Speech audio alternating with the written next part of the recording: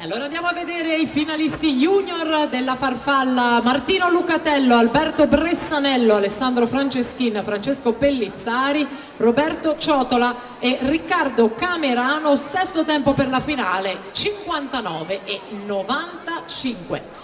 100 farfalla assoluti maschili e dunque in finale Ivan Lendier con il miglior tempo, poi Mattia Nalesso, Robert Svoga, Joseph Davide Natullo, Alberto Maria Barbera, Roc Zaccaria con 55 e 00, ultimo tempo utile alla finale. The finalist of men 100 meter butterfly, Ivan Lender with the first place, the best time 53.93, and Robert Svogar with the third time 54.28 in the final.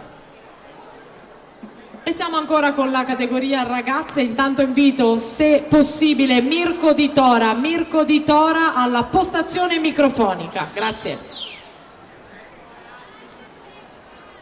Intanto Alice Volpato 1:09:22 era passata in 33:54 a metà gara. Si va ad aggiudicare questa settima serie femminile. Beatrice Bassini in 1, Sara Calderano in 2, Gaia Vivanni in 3, Maria Silvia Trentini in 4, Anna Canola in 5, Francesca Dei Vecchi in 6.